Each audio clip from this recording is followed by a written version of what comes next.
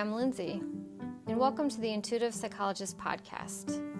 I'm a licensed clinical psychologist, and I've been in the mental health field for over 15 years. During my spiritual awakening, I've realized that psychology is really missing the mark. I believe that traditional therapy combined with spirituality can actually lead to long-term healing and growth.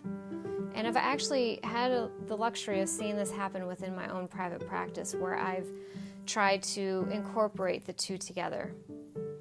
My intention for this podcast is to discuss my opinions about spirituality and therapy, and I like to do it in a fun way.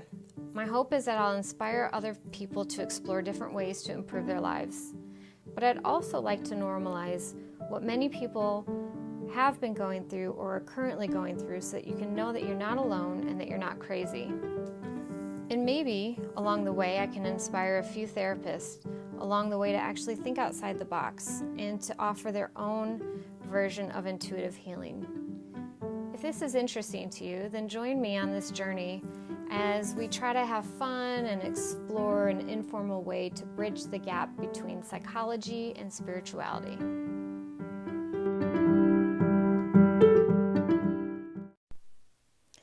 Hello friends, back again.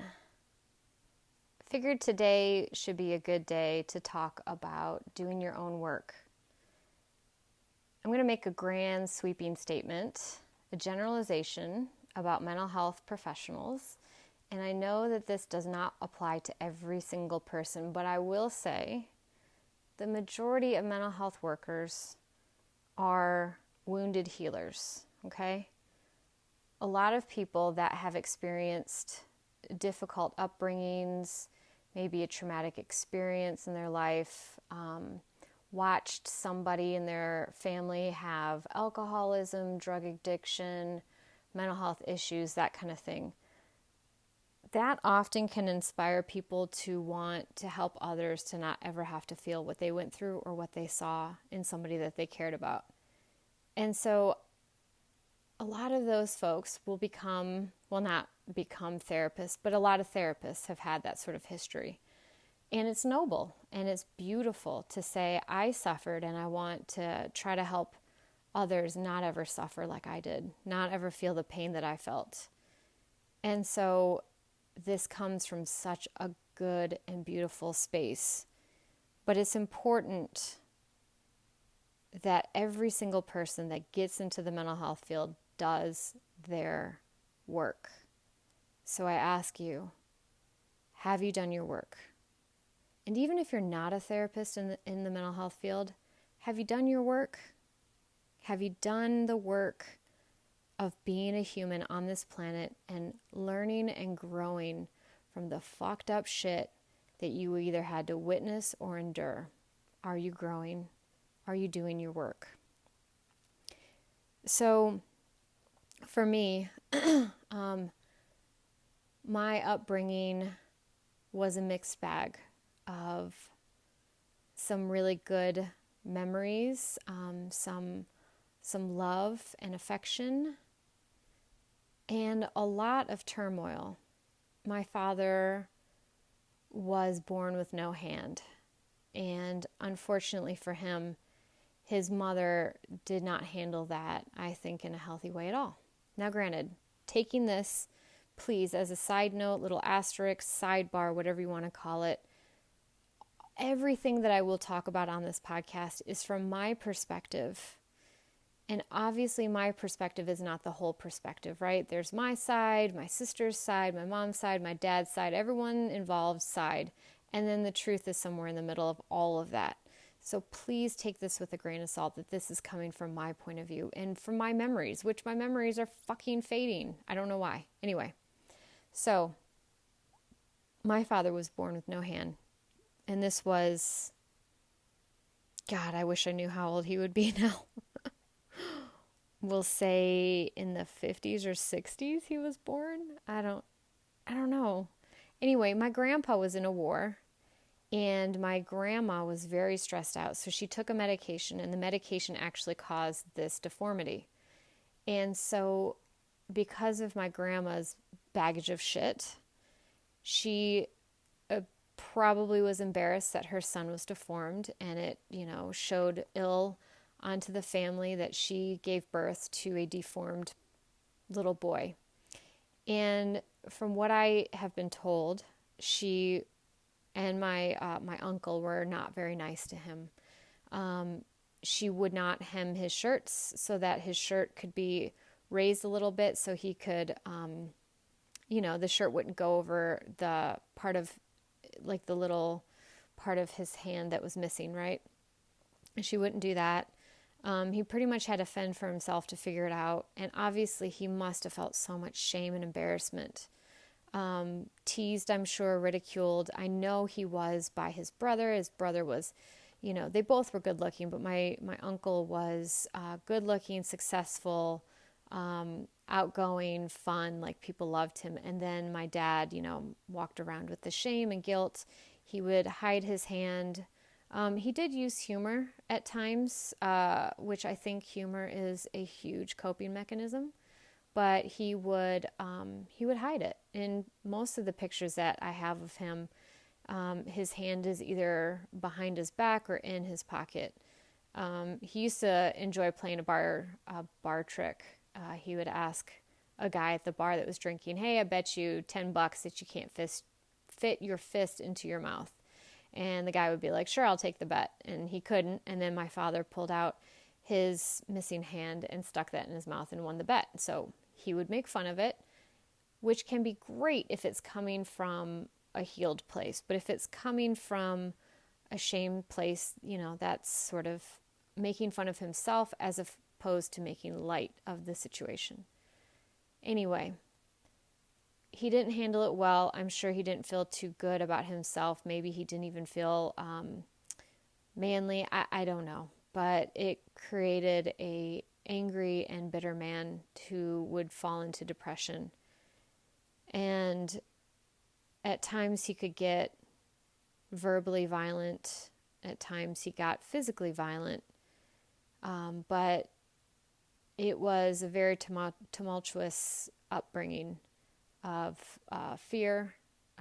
I often felt as a child, the old adage that my parents experienced when they were kids was, kids are to be seen and not heard.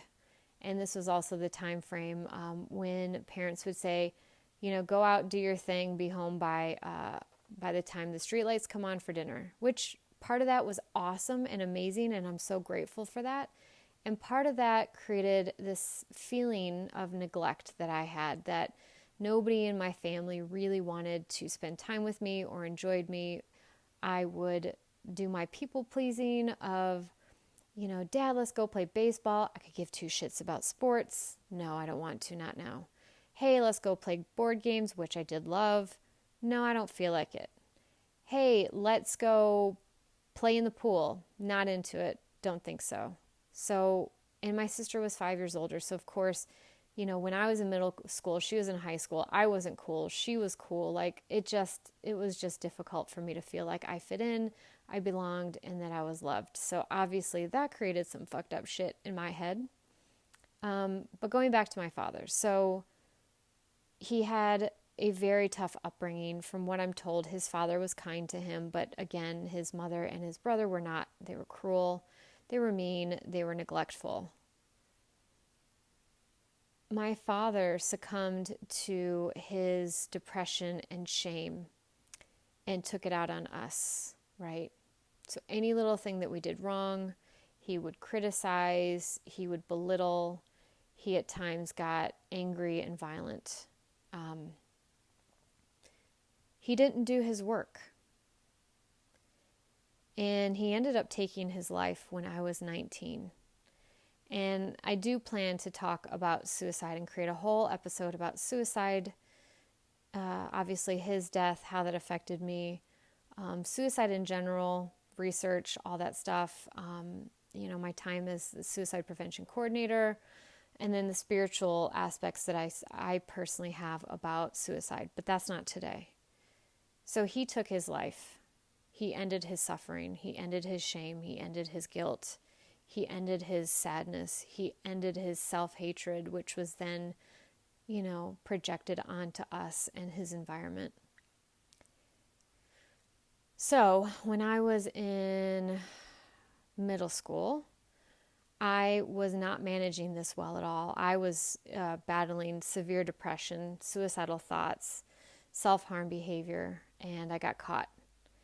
And thank God that I got caught because it started me into therapy. Now, I was barely a teenager, could care less about therapy, didn't want to do it, didn't really know what to do. It is what it is. If you don't want to do the work, you're not going to get anything out of therapy. So I didn't get anything out of that. That's okay. She was a kind lady. But I loved self-help books. And obviously I pursued a degree in psychology. And maybe now you understand a little bit why I wanted to figure my fucking family out and figure out why nobody loved me, nobody cared about me. I seemed to be more of a nuisance than I was anything else. And so I pursued psychology. So learning psychology was super helpful for me to start to understand about why my mom may have appeared to not want to spend time with me or want to do anything with me. I began to understand why my sister may not have wanted to do things with me because of her age, and just was a mismatch of timing, And then to understand a bit about my dad, my grandma, and my uncle, who were cruel to myself, my mom, and my sister. Absolutely cruel. Anyway, so I read self-help books. I continued through therapy. Throughout my entire life, I have gone in and I've gone out of therapy. And obviously, the more that I put into therapy, the more I got out of it. So I did self-help books. I did my own therapy. I did my work to look at the pieces of me that were not working, the pieces of me that I hated, the pieces of me that I had shame. A lot of self-esteem issues that I still deal with to this day. And I think that we never stop. I think you should never stop actually trying to understand yourself more complexly and, accept yourself more, and to look at the shadowy aspects of yourself, and to learn to love and accept it, because in reality, we are all just doing the best we can in every moment. So I went to a therapist. That I think this was kind of a turning point for me in therapy. I mean, almost all of my therapy in my 20s, and probably, we'll stick with 20s. All of my 20s was working on my dad issues. And one therapist, I really liked what she did. She had me imagine, and maybe she was woo-woo. I don't know, now that I'm thinking about it. Maybe she had some woo-woo-ness to her, but she had me imagine that I met my father on a hill, but he was like a little boy. And I imagined the little boy that he was, that was so hurt and so felt unloved and so felt criticized and shamed for who he was and how he was born. And I had so much compassion and love for that little boy, because in reality, that is the man who showed up to parent me. That was the wounded child that tried his best and ended up just causing pain to himself and to others. And that was, I think, when I started to forgive my father, when I could see him for that little boy that just couldn't get past that awful childhood. And so then as I began to forgive him and to understand him, I didn't feel as bad about myself, because I realized that it was just him projecting his shit onto me. And then I had a marriage that was quite difficult. I pretty much married my father. Yep, I did the stereotype.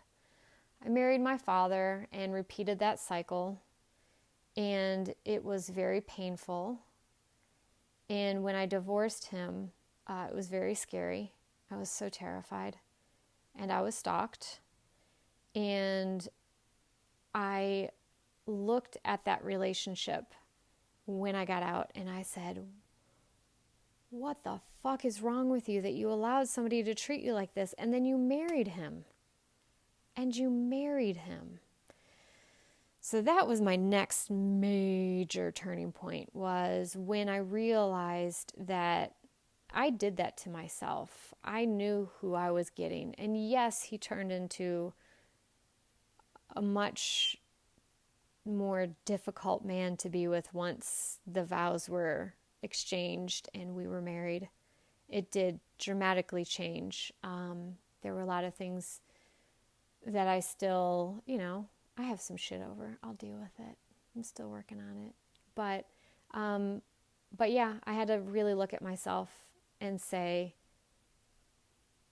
you're not the victim of this relationship, but you need to take a hard look as to what you think about yourself, that you allowed this to happen and that you were in a relationship with a person like this. And so I did.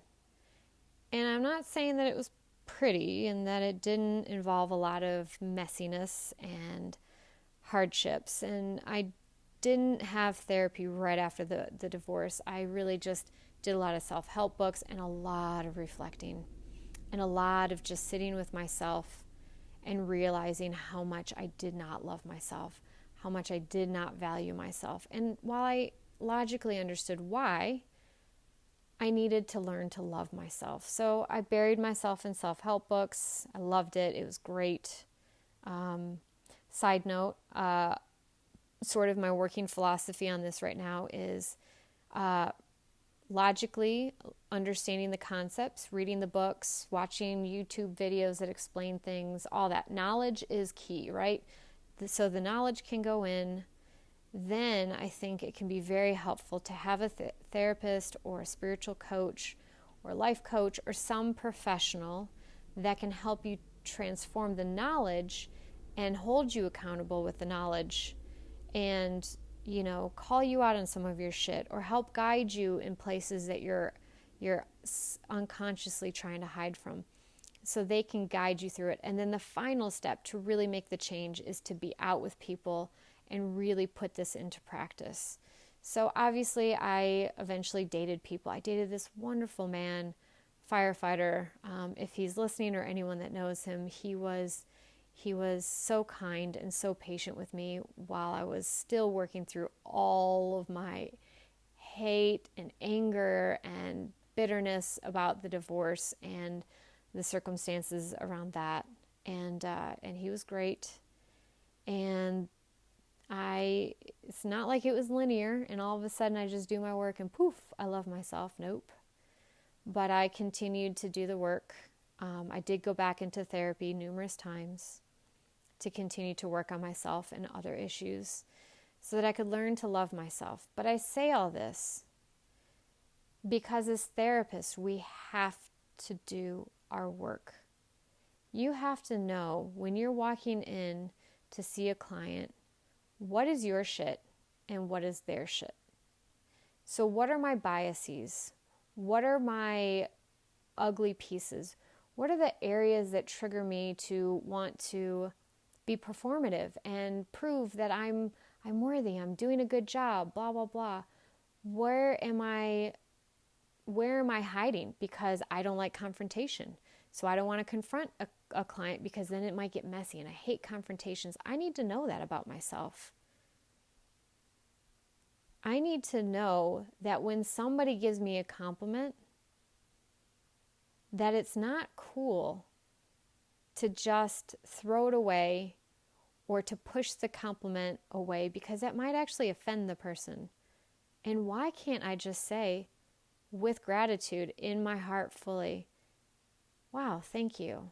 That really means a lot. I really appreciate that.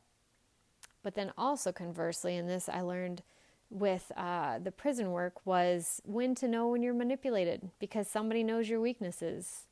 And goddamn, did I realize what my weakness was quick in the prison because they sniffed it out fast. And my weakness was that I wanted to help. And so this strong desire to help and fix people could be manipulated. That they could say things to me like, you're the only one that understands me. You're the only one that gets me. And I need to know how to tell the difference. And the only way I can tell the difference is if I do my work. Every day, I need to show up and know, where am I at? Where's my energy? Where are my thoughts? Where are my emotions? How is my body right now? Because if I'm tapped in to what is going on with me fully and completely, good and bad, then I can pick up when something is not me. And that may be moments where I am sitting with a client and I start to have a pain in my body. And I go, wait, that's not my pain, because I know myself. And then I can go, oh, hey, what's going on with your body? Do you have pain? Okay, cool, you do. Awesome. Let's go into that pain and see what that pain is trying to tell you. Let's work through that pain. And then if I feel calm, but then I go in with a client and now all of a sudden I'm feeling anxious and worked up and worried, that tells me, oh, maybe my client is. Let me check in. So it's important that you know yourself fully and completely, because if you don't know yourself, you don't know how to check yourself. And no, not check yourself before you wreck yourself, but maybe a little bit, I'm just saying, a little checking, wrecking, whatever. Anyway, but you need to know yourself. You need to be able to walk in and know what is you and what is your client. You need to know, where could I judge this client? Where could I identify too much with this client because this story sounds too much like me and now I'm not objective, which, let me tell you, I do that too. I do all these things. I am far from perfect. Y'all probably already know that shit. Anyway, so it's important to do your work, especially if you're going to be in the mental health field. And then the other reason why it's important to do your work is because you need to know how to disconnect so that you can maintain energy to keep this up. It can be draining if you're getting too invested, if you are being pulled in too much, if you're not cutting, the emotional cords of the clients, if you're not taking care of yourself, then you're going to burn out. And you need to know that. You need to know when you're feeling burnout, and you won't know that unless you do work on yourself, do self-care. So let's talk a little bit about some of the pitfalls I've seen with folks that don't do their work. I'm sad to say that as wounded healers, many of us don't do the work. And many of us are recreating our traumas in our work. We are getting wrapped up too much in our own narrative with our clients and our patients. And so I've seen many psychologists, psychiatrists, social workers, LMFTs, who appear to be a fucking mess. Now, side note again, I am not saying that people that are messes and haven't dealt with their shit that they're not capable of showing up and being amazing therapists. I actually do believe that many can separate the two. Hot mess in real life, super present and helpful as therapists. But still, that's a slippery slope where, I have one person that I worked with that they didn't do their work, and they were too wrapped up into either the money or the desire to be well respected in their community, and they changed test scores on a battery of tests because the results didn't show what was needed. There was some shadow stuff that popped up in the test work, and I had to point that out because I was the one doing the testing. And this person did actually change scores and said, well, that's not what they meant. That's not what they meant. And I was like, I ain't touching that shit with a 10-foot pole because that is unethical as fuck. And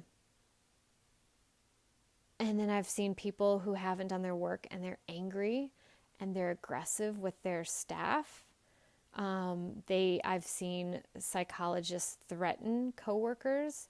I've seen psychologists stalk coworkers. I have seen I've seen some bad shit, and that's people not doing their work. And we should be representing ourselves and doing the best that we can at all times. And if you ever see yourself starting to fall into pitfalls, just get help. It's okay. We all do it. We all do it. But you have to do your work so that you can be the best therapist. And if you're not a therapist and not in the mental health field, but you're just spiritual, you need to be the best you and learn your lessons so that you can be there for the ones that you love. You can be happier. You can be a better parent. You can be a better partner, a better daughter, a better sister or brother, husband, whatever. You have to do your work. So I've seen a lot of my colleagues. I've even seen people get manipulated because they were too involved in the narrative of them being a helper and a rescuer and a saver. We cannot save our clients. We merely stand next to them and point to the shadows, and we point to the left and we point to the right and we say, hey, did you see that over there? Do you want to give that a try? No? Okay, cool. Hey, look at that over there. Do you want to go give that a try? Let's maybe give this a whirl. Let's go look at that. Okay, great. You want to? I'll hold your hand and I'll guide you, but I do not rescue you. You rescue yourself. And if you haven't done your work, you can lead people down the wrong way for the wrong reasons. So, what I will end with is my belief about the spiritual reason behind doing your work. I truly believe that before I incarnated on this earth, as a spirit, I set out with specific people in my life and specific events and traumas and hardships so that it would teach me to grow. It would push me to expand. It would help me to understand my clients more. I feel like I have been through so many lifetimes in my almost 40 years of life. Anyway, we don't have to think about that. But I feel like all of these things that I've experienced personally or witnessed through others in my personal life gave me data points so that I could use this information, because my goal has always been, okay, this is fucked up. Let me feel it. Let me feel this hurts. Okay, what was the lesson? And once I have the lesson and I can understand what that was trying to teach me, then I can have a better understanding as to what my clients are going through and how they can feel. And so by knowing this information about myself and growing and learning and feeling the pains, I feel like I chose to come into this life with a lot of hardships. We're talking relationships, marriage, family, finances, schooling, work hardships, dealing with authority, all these things. I feel like I chose to experience all that stuff so that it would push me to grow and give me data points for my clients. And the data points help me to go, okay, I think I understand what they're coming from. Let me use my psychology. Let me understand what I learned in school. And let me take my perspective of how we are as souls, and let me try to use all of that information to try to help guide my clients into health and healing. Now, that doesn't mean that all of my experience transmutes or transforms or translates is the word I was fucking going for, but I couldn't fucking trans it out. Anyway, it translates, and it doesn't always translate for my clients perfectly, and that's fine. I don't need to understand what every single person has gone through because I have gone through so much shit. It just helps me to kind of have a barometer as to where they may be, and then I check in with them. I check in with, what I know from schooling, because that is so important. And then I try to use that as a guidance tool to help my clients.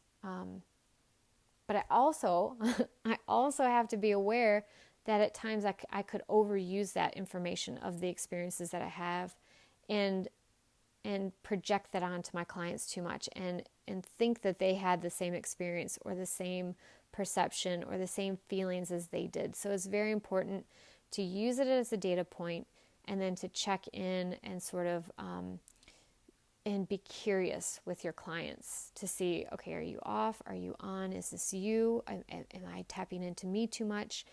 Am I, experiencing my own shit too much in this? Or is this me being able to relate to them a little bit deeper? And so, that's a work in progress.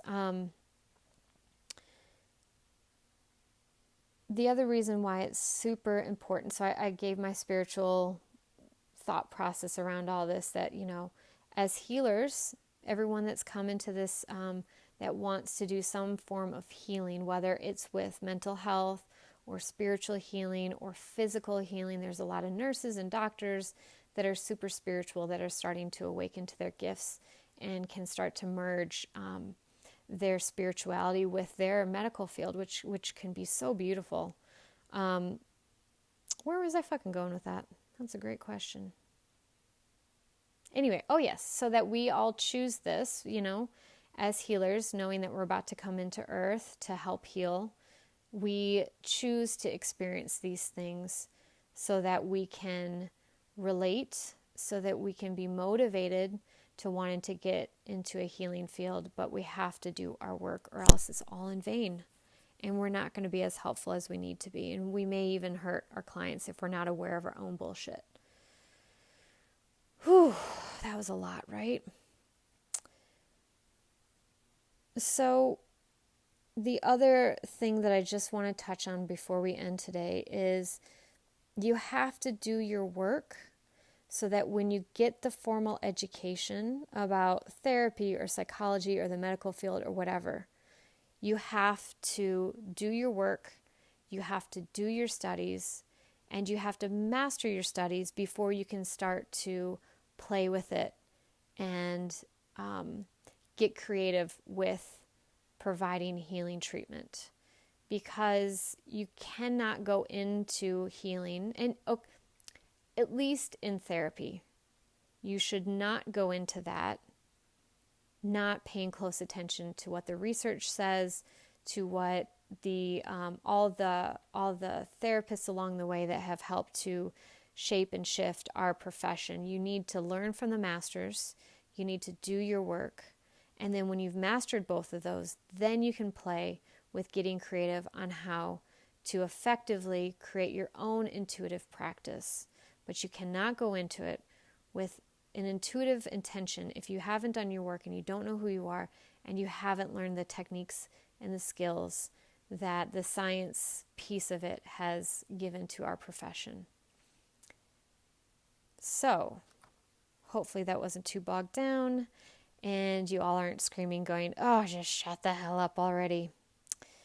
But I really appreciate all of the support and, we're all doing good work. Just keep at it.